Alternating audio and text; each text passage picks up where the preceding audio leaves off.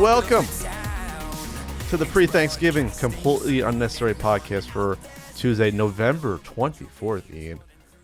2020. Yeah, that's Ian. It's me. He's ready for stuffing. I'm ready. I'm not making stuffing this year. I'm Pat Contry. I'm ready for butternut squash or candied yams. Nice. On the show today, we'll be talking about lots of cool stuff. We're talking about the latest crazy heritage auctions, sealed video game results. Oh my god, I don't have my buttons in front of me. We're talking about Internet Archive for Flash games and animation. Super Mario World 30th anniversary is here. Couple of Q&A and a scumbag side of the week. Ian, what's been going on? How's your weekend while I get this? Oh boy, I thought you were just gonna leave those buttons off to the side for an episode. That would have been nice. Remember that when the holidays roll around later this month. My weekend, it was dandy. I worked. We had our buddies up north. We're down in San Diego, again doing some arcade stuff pickup. So we grabbed some takeout and had a beer over at our place. And it was a good time. Good to see people. It's not something I do very often. Every social interaction these days feels like water in a desert. It's fantastic. But yeah, other than that, I went cleaned yesterday and then started going shopping for Thanksgiving stuff so that I can start prepping food tonight. Probably. Oh, start doing minor prep tonight and a little bit of prep tomorrow so that Thursday goes super smooth because I have to make a lot of food. We're not having family over. It's just going to be Vonnie, myself, and our one friend who lives down the street. But Vonnie is going to drop off food for her brother and her parents afterwards, and then her uncle is in like an assisted living home up here, so she's going to take him some, and like the unit he lives in is like 4 people, so we're going to take food for them. Oh, that's nice. As well.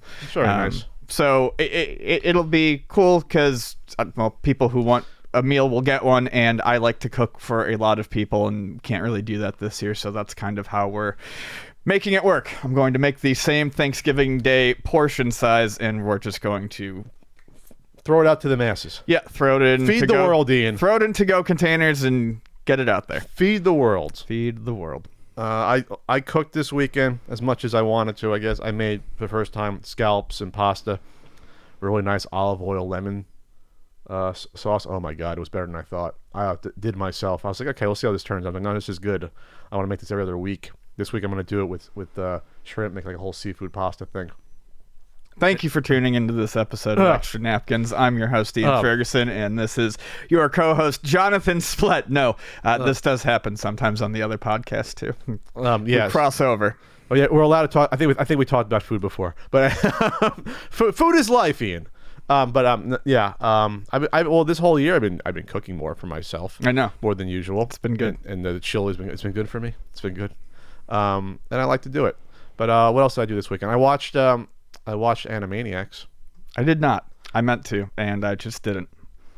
But how was it? It was good. Yeah.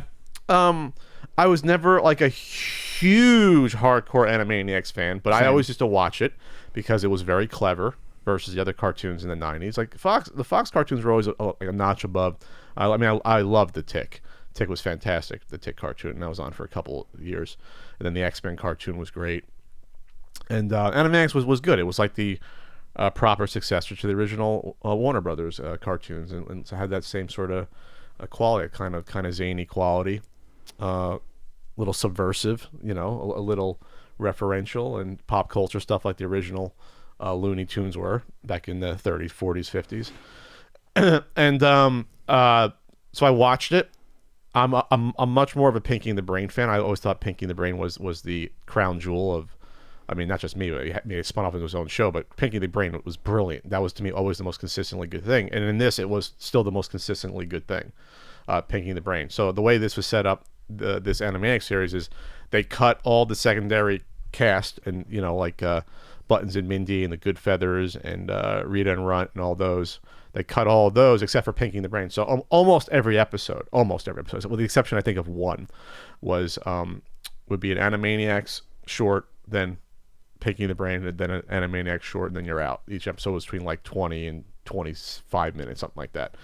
And very funny, very sharp. The voice acting obviously is going to be different because they haven't done the voices in over 20 years. There were some people that were complaining that it was too meta this time out, and that there was too much leaning into things. There was probably one sketch I would have cut that leaned heavily on like it was like a Russia communist throwback sort of thing where they're doing an Animaniacs ripoff in Russia, like it was like the 90s. And I'm like, yeah, I know with the Russian election meddling, that stuff, they did that, but it was like they did a little bit too much. But otherwise, everything was mostly on point. And I went back and watched the original Animaniacs, a few episodes, just to compare, because I did watch a little bit of the first run when it came out, the first few episodes, and some of it is not as good as probably what people remember. It's okay, but I mean, the original Animaniacs characters, they're bratty kids that just fuck with people. That's what they are. Yakko, Wacko, and Dot. And it gets old. And so in this, I think there's a better balance on these clips where it's like there's ones like that old school where they fuck with people, like classic like Looney Tunes, how Bugs would fuck with someone, so they still have those, but then they have other ones that are more meta as well. So I think there's a better balance of it. And in terms of the other side characters that people miss, like a lot of people miss Slappy Squirrel. I never was a huge fan of Slappy Squirrel, but a lot of people like Slappy Squirrel. They might bring those characters, I think, back for the second season. They said if the show was successful enough for. So no, but yeah, I would definitely check it out. The Pinky the Brain though is still, I mean, God, they didn't skip a beat in my opinion. I mean, there's a fucking spoilers. I'm gonna spoil this. It's like, sorry. I mean, God, one of the first Pinky the Brain episodes is that the brain gets hit on his head, forgets the conversation he had telling Pinky what his plan was to take over the world. So then they remember, well, the NSA records every conversation. Let's have Edward Snowden help us break into the NSA. I mean, it's just funny shit like that. It's great, and the animation is fantastic. It sounds like it was mostly, or for the most part, as close as what you can do to hand animation in 2020. At least hand animated like on a computer, probably. Like it looks gorgeous, the animation. Nice. That's fantastic. I was also never a massive Pinky or Animaniacs fan. I don't know. It's one of those ones. I have no negative thoughts about it. I've watched episodes. I enjoyed it. I think it was just. I think it just came out at a point where maybe I was just like a year or two beyond tuning into it every day or something. It just, I was probably going out and hanging out with friends after school and stuff like that, as opposed to when I was younger, I'd, run home and flip on the TV and watch whatever cartoons it would have been. At that point in time, it would have been, Tiny Toons or whatever. I don't know if it started a Saturday. I remember watching a Saturday morning. I don't know if it then transitioned to weekdays eventually. There were 99 episodes total over 6 years. Could have been like in syndication. I don't know when the actual air dates for those episodes were, but I always remember them being on after school. And I think that's why I missed a lot of it. But I did enjoy it, and I actually kind of think the Genesis game is pretty decent.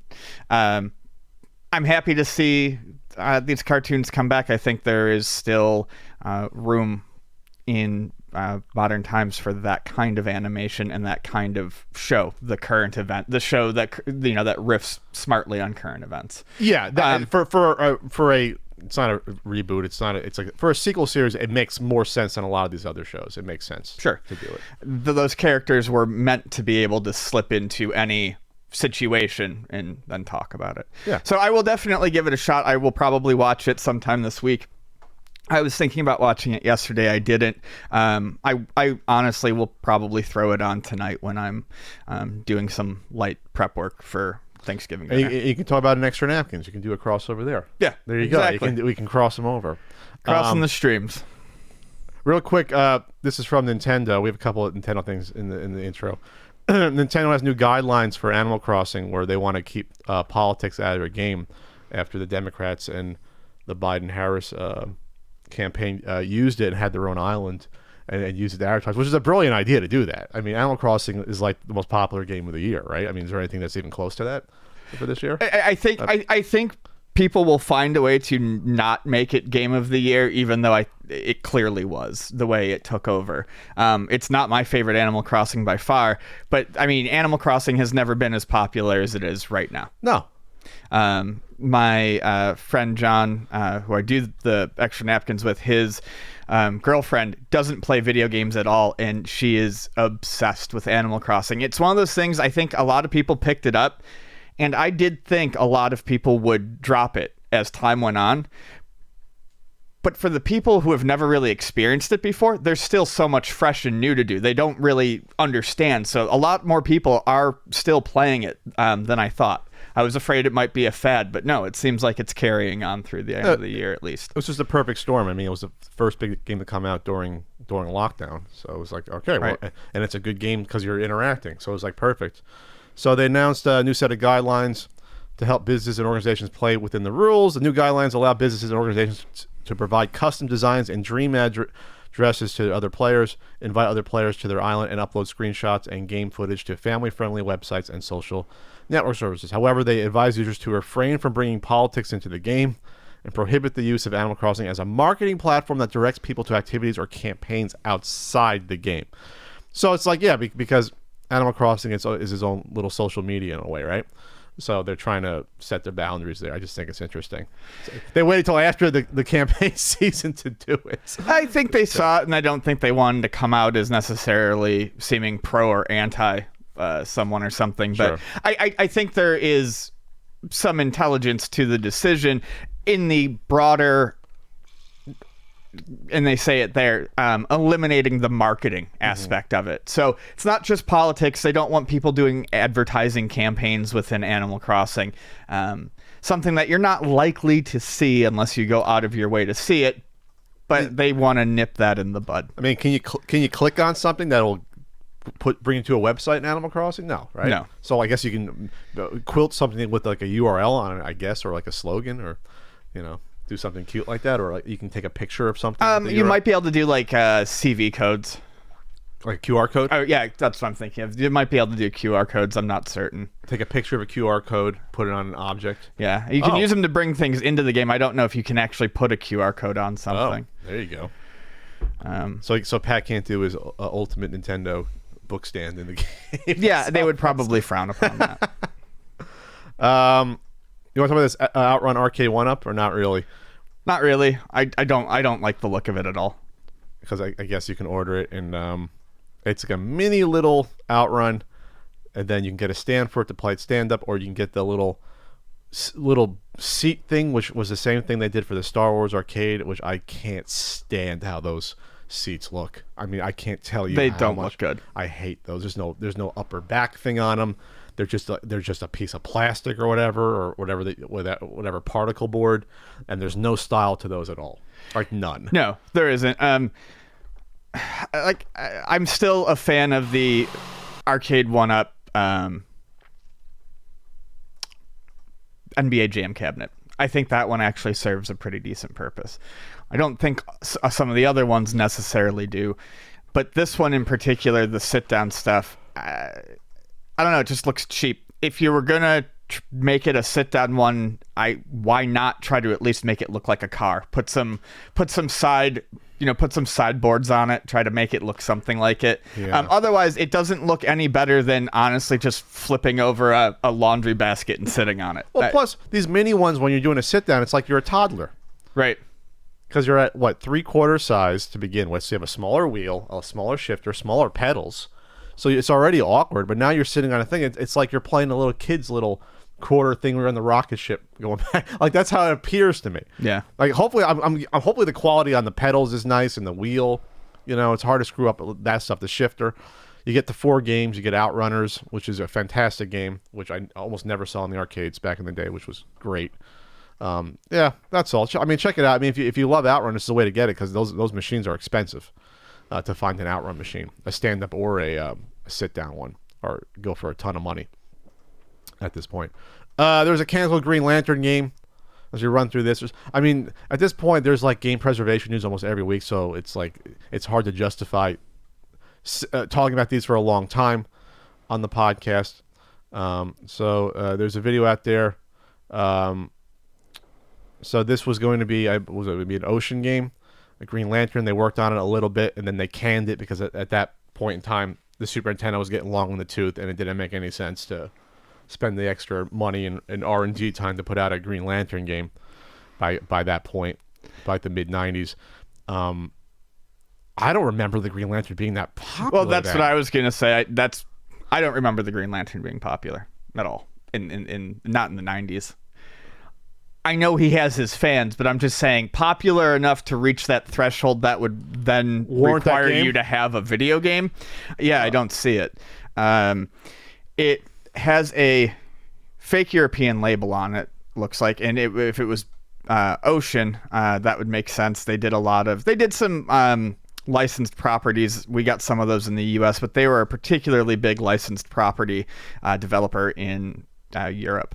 The game looks nice, probably would not play nice. Most of the Ocean stuff plays kind of like garbage. It does look nice, but I can't imagine it doing particularly well if it had come out. So they were also working on the Lobo fighting game, and that never came out as well. And according to there was a video about it, that sort of tanked their relationship with DC at that point on their properties. Probably for the best, because that Lobo game would have been trash as well. Probably, it probably wouldn't have been that good. Just yeah, I don't know. I know. Comics was hit its zenith in the mid '90s in terms of that's the thing. Like they did. So if you think about today, it's like, well, a Lobo game, it would have been possible then because of the comic book bubble, and Lobo was a popular character. He was like the Wolverine on the DC side, but he's a villain. And he would go after Superman, and there was DC versus Marvel. That shit came out around 94-ish, and the death of Superman was 93. So it was popular. There was a lot of mainstream comic book storylines that people knew about more so than today. That'll never happen again. That sort of that bubble likely, but I guess that's why they were coming out. We're thinking about a lot of these properties. I mean, hell, you had the Exo Manowar game, and what was that on the Saturn? Was that on the Saturn? There's an Exo Manowar on. I thought there was a Super. No, was there a Super Nintendo one? No, there's a Game Boy one. I know that for sure. So that's what I mean. An Exo Manowar is a Valiant fucking property. Yeah, for God's sake. Oh, it was the Iron Man crossover? Yeah, Exo Manowar. It's Iron Man Exo Manowar. It's the crossover. Ricola. Yeah. So the fact of the matter is, you have these weird esoteric properties getting games that you'll never see again. I can't imagine Exo Manowar selling well on the Sega Saturn. I just can't, even with Iron Man attached to it. It's like, what the fuck is this? Yeah. I mean, most people out there wouldn't never know what Exo Manowar was, besides being the Iron Man of Valiant Comics. It's basically what it is. I'm surprised Marvel would have teamed up to do that. I'm surprised they would have been on board for that. I guess they were in trouble by then, right? In terms of money, I guess, by 96 or so. Anyway, so what else we got going on, Ian? We got enamel pins. We got goods. We got holiday gifts at ultimatenintendo.com. RBI baseball stickers, guidebooks, T-shirts. You can order right now, or you can follow me on Twitter at PathyNESPunk. I might have a Black Friday code to save a little bit of money, but if you want to get in the rush, you can not wait for that. But I'll do a percentage off for Black Friday. I don't wait for Cyber Monday. I'm wild. I'm wacky. Well, this year there's not going to be. I think everyone's basically doing a Cyber Monday, or I mean, everyone's doing the online deals, not just the Friday rush this year. I believe it'd be weird to say, hey, everyone rush into our store just for Friday to do that. Man, that's the one positive this year. We have a regular Black Friday where it's not like, people rushing in after they have their turkey stuffed in their mouth on Thursday night. Yeah. People asked us if we were doing anything for Black Friday, and I don't think we are. Or if we are, we're going to announce very few things day of. We don't want people crushing the store on Friday. Yeah, we're gonna do a responsible one this year, everyone, probably because of the pandemic. So that's good. Yep, I hope so. We can only have 6 people in the store at a time, and that fills up quick because everyone feels like it's time to go shopping with the whole family. It drives me insane. Can we stop shopping with the whole family?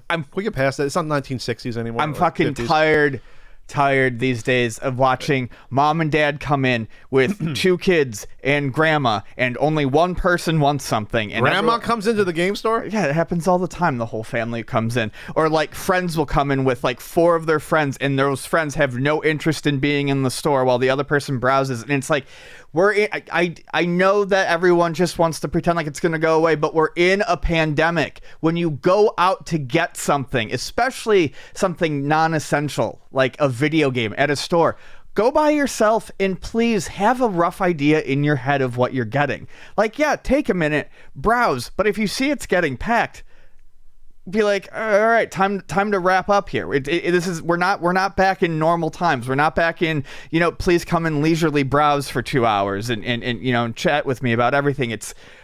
We're open. We want your business, but come in, get what you need, and leave. It's common courtesy right now. Yeah, it's people's minds haven't adjusted, which is insane. That they haven't. I don't know if it's a denial thing.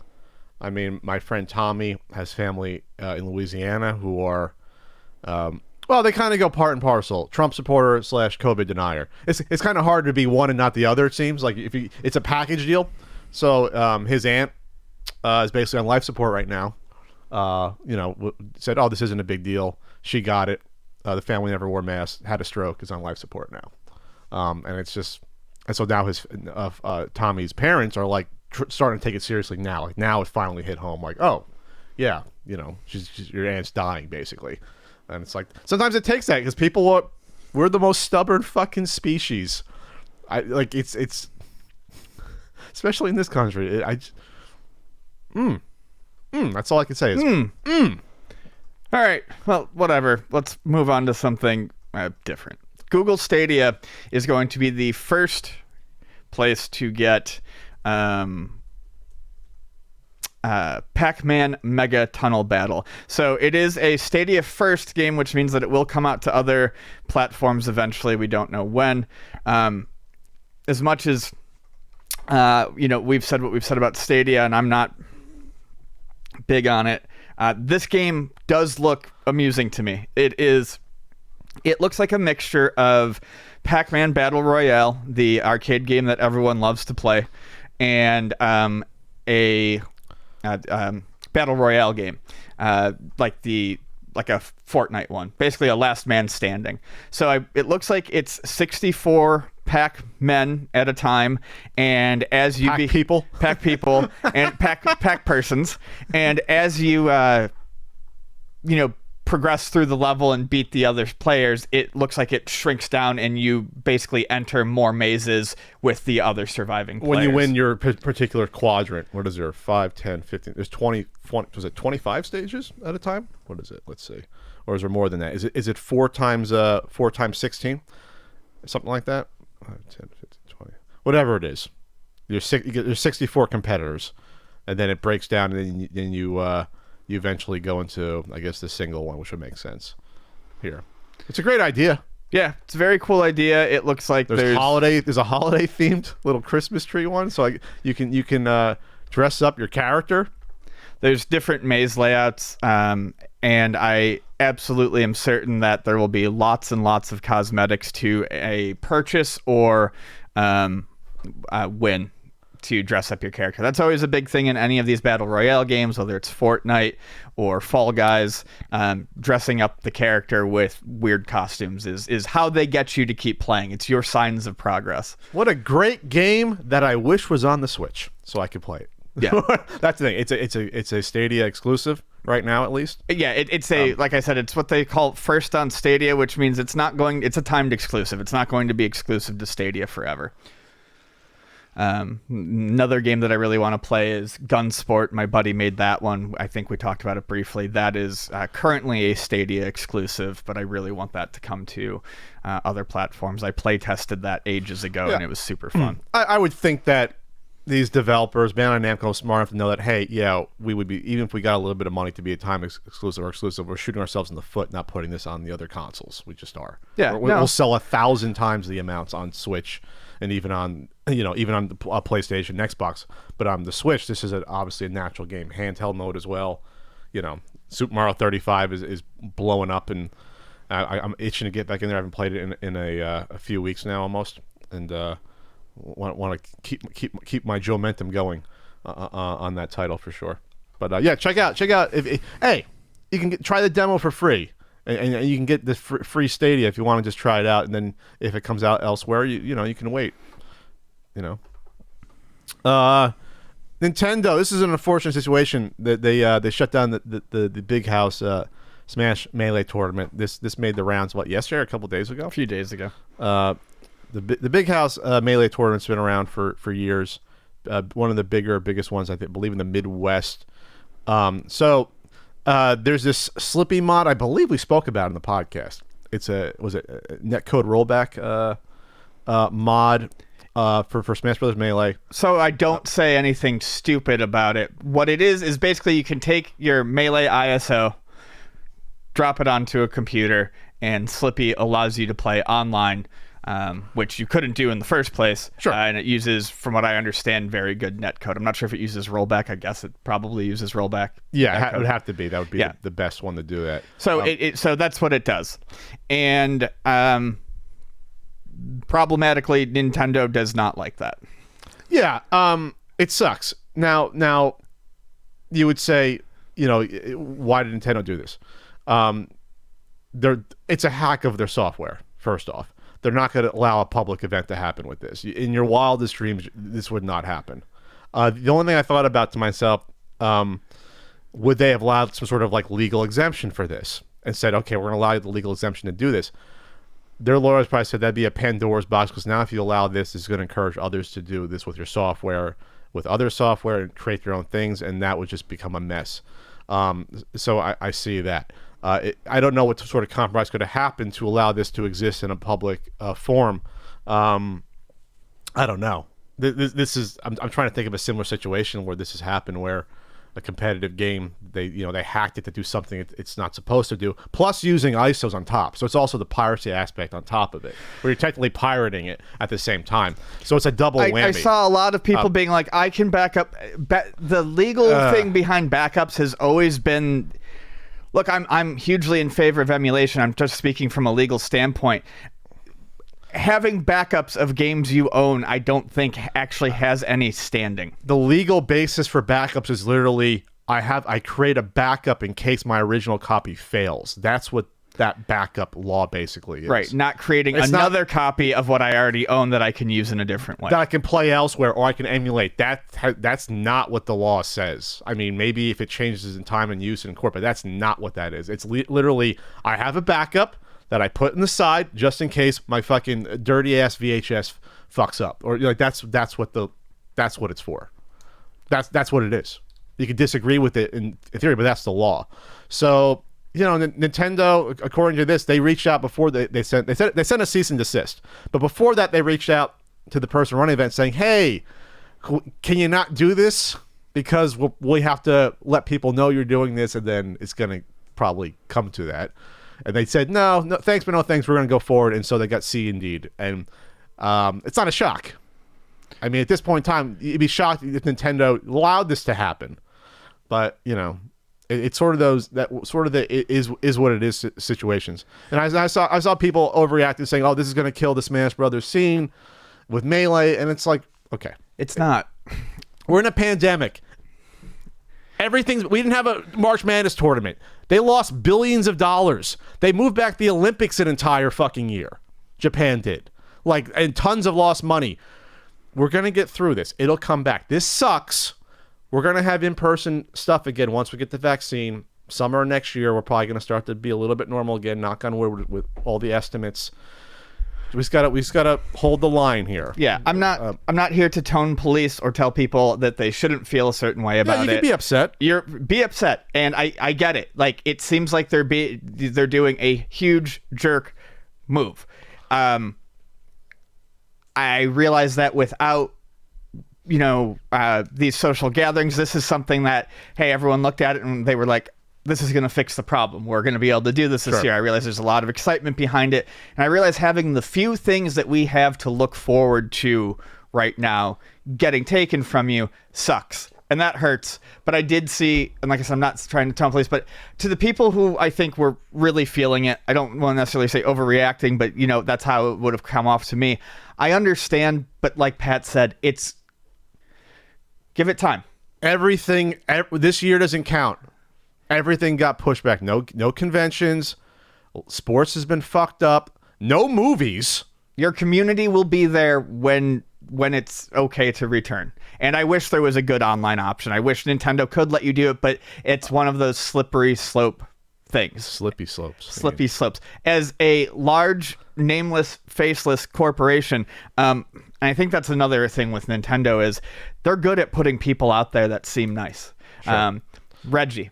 Doug Bowser, they have a friendly exterior, but at the end of the day, they are still a cold corporation that is going to only do things that protect their business. And they answer to Japan at the end of the day, too. Right.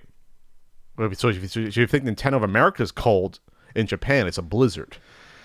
So it took them so long to come around. I'm not saying good for them, not pat on the back, but it took them so long to come around to, let people stream and make YouTube videos of your games and not try to get a chunk of that. You know what I mean? Like, it took them a while to come around to those sort of things. Yeah. That they're always behind the curve. So, again, and plus the added bonus is that, well, not bonus, but in the situation, Nintendo's like, I mean, yeah, they're not making money off of Smash Melee at all. So, like, they're cool with, like, run your tournaments, but, it's that bridge too far for them when you're putting in hacking their software. It's also technically software piracy on top of that. And it's a public event that you're going to be doing and everyone's going to be watching. It's like, all right, they wanted you to cancel it themselves, but if not, they didn't. And then you can't pretend to be shocked that Nintendo would shut this down. Nothing in Nintendo's history would have told them that they would have allowed this to happen. Nothing. Right. In their history. They're not Sega that lets some of this fan stuff get away with it. And then, for better or for worse, you see where Sega's at. Not because of stuff, but like Sega's in a situation where, maybe they should have been more careful here and there with things, and they weren't. And now Sega is a shell of itself, obviously. And Nintendo is super protective. They've always been overly protective, going back to the NES days, obviously, because they did not want to become Atari, basically. So they always err on the side of caution to protect them, and that's what happens with this stuff. And the whole situation sucks. I feel bad for the tournament and all the Melee players. I really do. But yeah, everyone. It sucks for everyone, though. That's all I can say. I hate to say like, well, it sucks for you. It sucks for everyone right now. All right, what we're talking about? Game & Watch. Ian, can Doom be played on the new Super Mario Game & Watch? Yes. But don't get super excited. It's a very cut down version of it. You can even see in the screenshots you don't get like the face. You don't get Doom Guy's face. No! The numbers are smaller. Need Doom Guy's face. It's blanked out. It has a screen and buttons, so it was certain that someone was going to try to run Doom on here. And, for what it is, there it is. It's running. So the Nintendo Game & Watch, I mentioned the Super Mario Brothers one that came out last week. We had mentioned that we had got one and messed with them, and they're nice, and I had wondered if there would be people out there hacking them, putting anything else on there. Of course, I did not expect there to be a lot of memory on there, and there absolutely isn't. There's a very small amount of memory on there, and so far, no one's found an easy way to just kind of like drop and load, different game ROMs on there. They said that so far they've seen someone getting a custom Super Mario Brothers game on there, and then this hacked down version of Doom. I think I read somewhere that there's only like 1.1 megabytes of storage space on the thing, so that is very, very small. That's not going to hold much of anything. You can get the simpler NES games on. Like I said, you can get probably the black box games on there if you want. But at that point, you're gonna be tight for you're not getting the whole library. No, absolutely not. Yeah. So it'll be interesting to see if people, how far the hacking on this goes. Games. Will someone hack an SD card slot in there? What will people do? It'd be cute, I guess. Yeah, I don't think it's ever going to be something that is hacked to the point where it is using it as such is common. Like so many people have hacked the NES classics and the Super Nintendo Sure. classics to load up with tons of games, because there's lots of space on there and people were able to create easy methods to do so. I don't think anyone's ever going to go out of their way to make this something that they could carry a bunch of games around, but someone out there will probably do it just to say, hey, look, I did it. And I'm excited to see that when it happens. I saw someone in the comments when we covered it said, well, I can't believe this wasn't like 40 games on this. And I'm like, it's Game and Watch. It's game. You get a game and you get a watch, in theory. It's a Game and Watch. It's a one game little thing. Well, this one you get 3 games. So like that's part of the whole thing, is that it's one game and it's one thing per game. Nintendo's you get it right. Not that it wouldn't be a cool idea to do it, but then it's not a Game and Watch anymore. It's another product. It'd be a cheap fucking handheld that you see out there where they load up 1,000 ROMs and give it to you illegal. Like, it's not a Game and Watch at that point. Sure. It's not pure anymore. It's pure as a Game and Watch can be. I don't know. I mean, I think that there's arguments to be made for having Mario 1, 2, and 3 on there. But it is what it is. I made fun of the Game Gear Micros for having only 4 games a piece on them. I'll make fun of this for only having 2. I don't think it would have been a big deal to at least represent the NES Marios on there. Once you get to there, you get to that strange space. Well, these games take 2 to 3 hours to play potentially, and I don't know if that's something they're thinking about in the spirit of it. Maybe not. But no, they wanted to keep it a single game. I don't have a huge problem with that. I don't picture people wanting to play a 3-hour game on one of these. Maybe. Well, Legend of Zelda could be 3 hours if you take your dandy ass time. Yeah, I was gonna say. I mean, you're talking about a Zelda one last week, and that's certainly a much longer. That's game. longer. I'm thinking more Super Mario 3. That's a grind. Super Mario 3. When I replayed that. Yeah, but this thing, saves and it picks up where true. you leave off. All right, well, fuck you, Pat. Fuck you, Nintendo bootlicker. Let's. I don't think it would have. It would have hurt to get those on there. Oh no, it wouldn't have hurt. I don't know would have sold that many more, but it wouldn't have hurt to have that. No, I think it's cute. Either way, it's a cute product. There.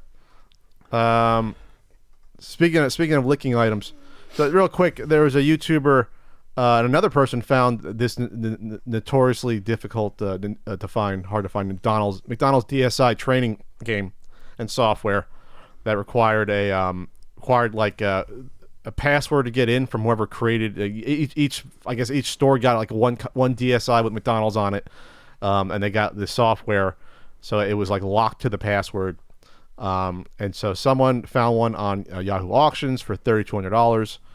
This YouTuber did a 50-minute video walking through the whole process of getting it and everything about it, which you can watch if you want. I would recommend more reading about it unless you have 50 minutes to watch it. But it's been dumped, so that's good. That's great. I'm surprised there has been one that came up before, being that there's reportedly 8,000 of these made. But then again, maybe a lot of them went back to McDonald's, who got rid of them or locked them away here. But the fact that it's out there is good. Yay for game preservation. It's happening every week now, it seems like. It's picked up more and more steam the past few years. So what did you think? Did you see any of the flipping the burgers on the DSi? Yeah, I thought it's neat. I would like to actually have it and screw around with it. Put on your 3DS, or the 3DS have a flash drive at this point, or just still in the DS? They must have cracked the 3DS by now. They must have. I honestly don't know. I don't know of a lot of 3. I'm sure you can, but I know it wasn't as easy as normal DS. At least I don't think so. Oh no, it's right. Because they kept firmwaring it out and. Yeah, but I would like to mess with that. Just I want to see the preparation steps for the different foods and whatnot, and that's it's part of the training program. Drop the fries into the oil without burning and scalding. I want to compare it to Cooking Mama and see which one's better. Oh, which one's more fun. And then finally on this intro, Ian, Video Game History Foundation, our pals, our friends, have emulated Sega VR. Emulated. I actually remember Frank telling me about this and then promptly forgetting. He forgot? No, I forgot, but this was something that was going on a couple months ago. Yeah. And so basically, they have Nuclear Rush. I think the entire game is the one game for Sega VR that was completed, or essentially completed. And Sega VR, they talk about in the article how it shares, you know, a lot of fundamental similarities and design with today's VR headsets. I'm no wealth of knowledge when it comes to VR, so I'm not going to get into like the technical stuff. But basically, once they got this, they found a way to get it running on modern VR headsets, and you can play the game as it would have been had the Sega VR ever come out. Sega VR was talked about briefly. I think it was the summer of '93. I remember this issue of the magazine clearly. Oh, really? Yeah, I remember my buddy bringing it to school and us looking at it. Look at this. And then I remember the same kid telling me after Christmas that year that he got the Sega VR. And I was like, oh, that's so cool. I was like, sweet, bring in the manual. I want to like check it out. And he was like, oh, no, my mom says I can't do that. Sure. And I was like, okay. One and of then those it was, kids, huh? And then it was like a year later that I realized, hey, that never actually came out. Did his dad work at Sega as well? Right. One No, of those I don't kids? know. But I remember that mock-up prototype of the VR helmet. Like the image is just burned into my brain. I think it looks so cool. So very 90s. So who owns a working Sega VR? Is there someone that owns one still? So someone has to have it somewhere, or the mock-up one at least. I have no idea. Or if they had to have completed. Would they have had to have a working one in order to do the game? Probably not. They could have had a mock-up one or a No, prototype. they probably just needed the source code. What I'm getting is I think they needed the source code. The game itself, they saw it and then realized that the technology that was being used. I'm saying back then. Oh, yeah. Would they have had a completed commercial ready one completed in order to have the game developed to run on it, or they just had a mock-up? Say they had some other VR that they could have. Yeah, I think that's what it was. I don't think there was ever an actual That's what I mean. completed so like this Sega press VR image headset. one could just literally be like a husk with nothing in it potentially. I think it's like a wood and plastic mock-up. Okay, that's what I mean. I think I read something about that later. I think it's literally just painted wood and plastic. Okay. Like a lot of mock-ups would have been. So they didn't actually create one. No. But they had a $200 price tag, MSRP, ready to go because it looks like they licensed the technology. They weren't creating it from scratch.